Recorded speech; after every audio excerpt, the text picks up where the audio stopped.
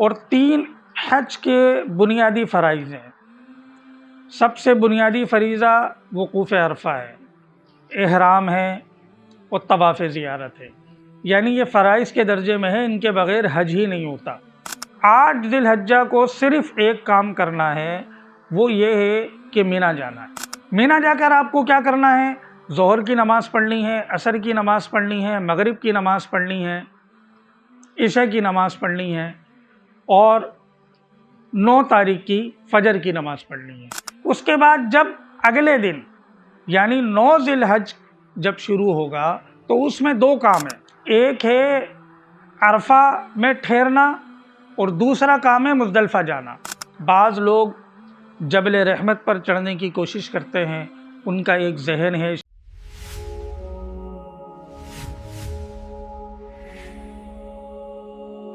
بسم اللہ الرحمن الرحیم۔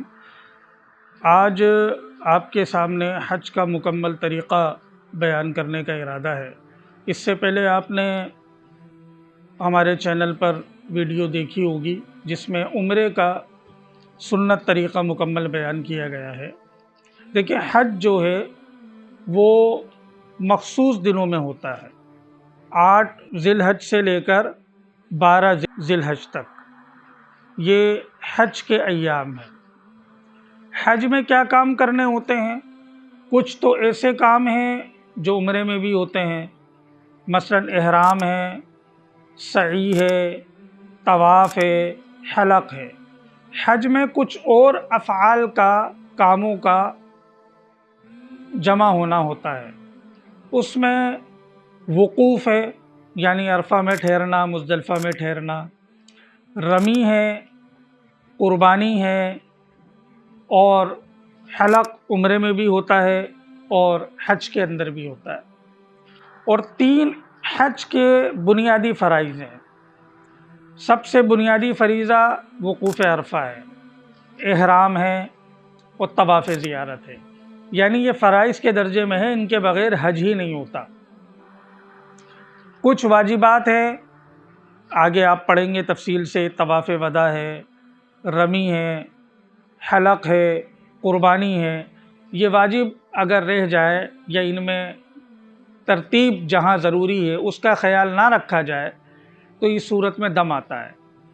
اب بظاہر حج کا طریقہ بڑا ہی مختصر ہے، لیکن صرف یہ سمجھنے کی ضرورت ہوتی ہے کہ کس دن کون سے کام کرنا ہے، کس ترتیب سے کرنا ہے۔ اگر یہ بات سمجھ میں آ جائے تو انشاءاللہ حج کا مکمل طریقہ انسان کی سمجھ میں آ جاتا ہے۔ سب سے پہلے 8 ذی الحج سے حج کا آغاز ہوگا، اور پہلے بھی آپ کے سامنے یہ بات واضح ہو گئی ہے کہ عموماً جو حج کرنے والے افراد ہوتے ہیں وہ حج تمتع کرتے ہیں، یعنی ایسا حج جس میں عمرہ بھی ہوتا ہے۔ پہلے عمرہ کر لیتے ہیں اور پھر جب حج کے دن آتے ہیں تو حج کا احرام باندھ کر پھر باقاعدہ حج کرتے ہیں، اس کو حج تمتع کہا جاتا ہے۔ ایک حج قران ہوتا ہے، تو تمتع اور قران میں کہاں فرق ہوگا؟ وہ جب طریقہ کار مکمل بیان ہوگا تو جہاں پر قارن اور متمتع یعنی حج قران کرنے والے اور تمتع کرنے والے کے درمیان جہاں فرق آئے گا تو اس کی انشاءاللہ وضاحت کر دی جائے گی۔ تو دیکھیں، سب سے پہلا ہے 8 ذی الحجہ۔ 8 ذی الحجہ کو صرف ایک کام کرنا ہے، وہ یہ ہے کہ مینا جانا ہے۔ عموماً طلوع آفتاب کے بعد مینا کے لیے روانہ ہوتے ہیں 8 ذی الحجہ کو، لیکن چونکہ کبھی کبھی اکثر و بیشتر ایسا ہوتا ہے کہ رش ہوتا ہے، اور رش کی وجہ سے کچھ معلمین ایسا کرتے ہیں کہ رات ہی کو مینا لے جاتے ہیں، تو اس میں بھی کوئی حرج کی بات نہیں۔ مینا جا کر آپ کو کیا کرنا ہے؟ ظہر کی نماز پڑھنی ہے، عصر کی نماز پڑھنی ہے، مغرب کی نماز پڑھنی ہے، عشاء کی نماز پڑھنی ہے اور 9 تاریخ کی فجر کی نماز پڑھنی ہے۔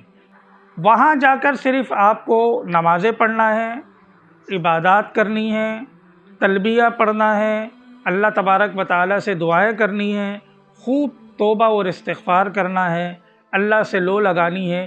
صرف یہ کام ہے مینا کے اندر 8 تاریخ کو۔ اس کے بعد جب اگلے دن یعنی 9 ذی الحج جب شروع ہوگا تو اس میں 2 کام ہیں. ایک ہے عرفہ میں ٹھہرنا اور دوسرا کام ہے مزدلفہ جانا. تو جب آپ 9 تاریخ کو فجر کی نماز پڑھیں گے تو آپ کو یہ مسئلہ پتہ ہے کہ 9 ذی الحج سے تکبیرات تشریق کا عمل شروع ہوتا ہے. یعنی یہ کلمات ہر فرض نماز کے بعد پڑھے جاتے ہیں 13 ذی الحج کی عصر تک. اللہ اکبر لا الہ الا اللہ واللہ اکبر وللہ الحمد. 9 تاریخ کو جو کہ عرفہ کا دن ہے جب آپ فجر کی نماز پڑھیں گے تو یہ 7 تکبیر تشریق کا آپ یہ عمل کریں گے. اور اس کے بعد جیسے ہی سورج طلوع ہو زوال سے پہلے آپ کو عرفہ کے اندر پہنچنا ہے اور عرفہ کے اندر آپ کو ٹھہرنا ہے غروب آفتاب تک. یہ مسئلہ اچھی طرح سمجھ لیں کہ عرفہ کا جو وقوف ہے اس کا جو وقت ہے وہ غروب آفتاب تک ہے. یعنی اگر کسی شخص نے غروب آفتاب سے پہلے وقوف عرفہ چھوڑ دیا یا ناواقفیت میں عرفہ کی حدود سے باہر نکل گیا غروب آفتاب سے پہلے تو پھر اس پر دم لازم آ جاتا ہے. لہذا اس بات کا پورا خیال رکھنا چاہیے کہ آپ کا جو وقوف ہے وہ زوال کے بعد سے لے کر غروب آفتاب تک مکمل ہو. اور اس وقوف میں آپ کو کیا کرنا ہے؟ ظہر کی نماز پڑھنی ہے، عصر کی نماز پڑھنی ہے، خوب اللہ تبارک و تعالیٰ سے لو لگانی ہے، توبہ اور استغفار کرنا ہے، دعائیں مانگنی ہیں. ربنا آتنا فی الدنیا حسنہ وفی الآخرۃ حسنۃ وقنا عذاب النار.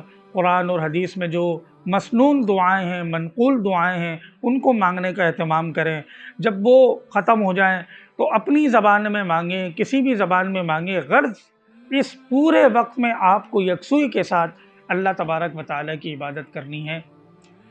اب جیسے ہی غروب آفتاب ہوگا تو عام دنوں میں اللہ کا حکم یہ ہوتا ہے کہ اب مغرب کی نماز ادا کرنی ہے، لیکن 9 تاریخ کو اللہ تبارک و تعالیٰ کا حکم یہ ہے اس حاجی کو جو حج کرنے کے ارادے سے وہاں پر موجود ہے اور اس نے عرفہ کے اندر وقوف کیا ہوا ہے اور حج کا سب سے اہم رکن وہ ادا کر رہا ہے، اس کے لیے حکم یہ ہے کہ وہ مغرب کی نماز ابھی نہ پڑھے بلکہ غروب آفتاب کے بعد اب عرفہ سے آپ کو مزدلفہ جانا ہے.